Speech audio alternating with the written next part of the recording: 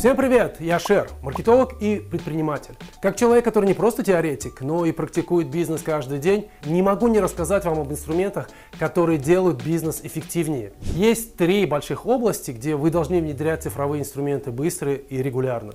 Первое – это управление проектами, бизнесом. Второе – это управление клиентами и продажами. Ну и третье – это управление коммуникациями. Начнем с первого пункта. Где вы ведете свои проекты? В какой среде вы делитесь информацией, храните данные, коммуницируете взаимодействие?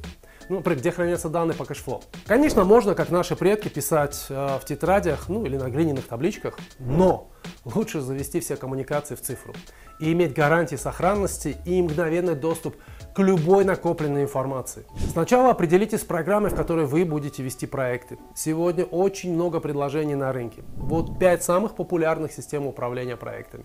Trello. Это интуитивно понятный интерфейс и работа с досками. Интеграция со многими сервисами тоже присутствует. Второе. Asana. Asana – это удобные инструменты планирования и мониторинга задач. Это настройка workflow и большое количество виджетов. Jira. Функциональная система с обширными возможностями для крупных и сложных проектов. Microsoft Project – классический инструмент, и вы, наверное, с ним знакомы. Тесная интеграция с другими продуктами Windows позволяет вам быть весьма эффективными. Пятое – Monday.com. Это визуальная система управления задачами и проектами. Здесь есть широкие возможности по кастомизации. Эти системы лидируют по популярности благодаря обилию функций и удобству использования, и возможным интеграциям с другими инструментами. Выбор конкретной системы зависит от масштаба и специфики проектов. Например, чтобы выбрать подходящую систему управления, вам нужно учитывать следующие факторы.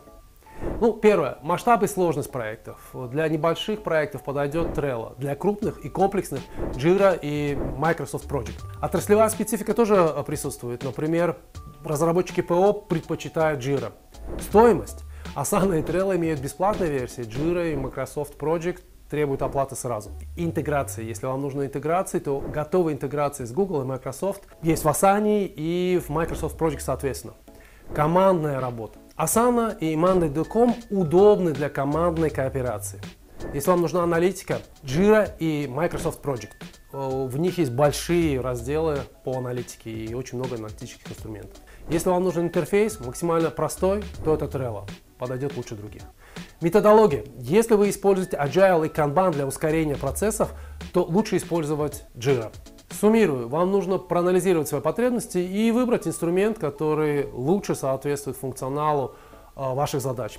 Могу посоветовать не искать сразу правильное и самое лучшее решение, а начать экспериментировать с разными системами, потому что в результате вы найдете самый подходящий, который подходит именно для вас.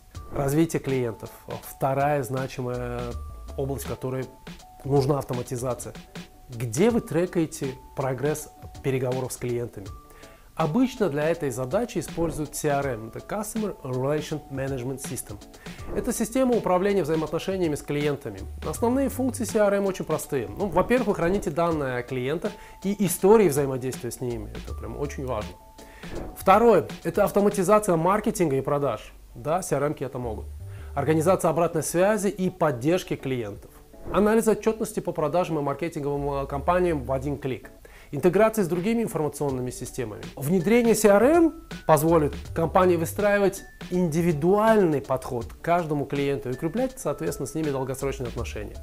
Системы управления взаимоотношениями, те самые CRM, нужны для решения следующих задач. Автоматизация продаж, мы уже говорили. И тут мы говорим про воронки и управление лидами и сделками. Возможность анализировать эффективность тех или иных каналов.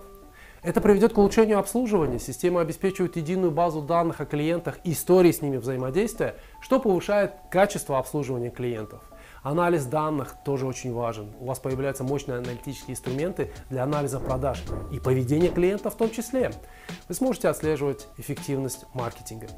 Оптимизация маркетинга с помощью CRM. Вы можете отслеживать результаты маркетинговых кампаний и оптимизировать их on-go. Еще одним важным фактором использования CRM является координация отделов. Если у вас большая корпорация или клиент проходит через множество отделов, CRM позволяет этим отделам работать слаженно, работать согласованно. Все это должно привести к повышению лояльности, ведь используя данные из CRM можно персонализировать подход, повышая лояльность тем самым клиентам. В целом, CRM-системы дают бизнесу ценные данные о клиентах и помогают эффективно управлять взаимоотношениями с ними. Вот 5 самых популярных CRM-систем в Центральной Азии. Fresh Office – это облачный CRM для небольших и средних предприятий. Простой и функциональный, с фокусом на продажи и маркетинг. Популярен особенно в Казахстане. Amu CRM – это облачный сервис по управлению взаимоотношениями с клиентами. Гибкий функционал по очень-очень разумной цене, у них даже есть бесплатный раздел. Он популярен в странах нашего региона. Bittrex24 – это очень большой проект. Он позволяет вам делать буквально все. Мы чаще всего используем, потому что он дает нам возможность коллаборировать и управлять задачами, координируя, во-первых, не только разные отделы, но и разные компании. Bittrex популярен в регионе в целом, но особенно популярен в Кыргызстане. HubSpot – это популярное облачное CRM-решение среди стартапов и небольших компаний за счет простоты использования и освоения. Есть бесплатный функционал. Последний в списке, но не последний по функционалу, это OneBox. Это казахстанский разработчик решений с гибким функционалом. Подойдет для компании любого масштаба. Понятно, что OneBox, поскольку это казахстанский разработчик, он популярен в первую очередь в Казахстане, но его используют не только в этой стране, по всему региону. Используйте любую, выберите ту, которая подходит вам. Все эти системы учитывают региональную специфику и позволяют вам автоматизировать продажи и обслуживание клиентов. За развитие клиентов отвечают системы медиаканалов. Такие системы позволяют автоматизировать процесс приобретения клиентов, создавая бесшовные воронки продаж, по которым клиент проходит от состояния «я ничего не знаю про ваши продукты» до повторной покупки. Это самая простая и интуитивно понятная система управления медиаканалами. Она поэтично называется POEM. Это акроним от Paid, Owned, Earned медиаканалов. Как это работает? Вспоминайте воронки продаж из второго модуля. Все потребители проходят через 3 основные стадии. На первую осведомленность, на вторую рассмотрение и, наконец, покупка.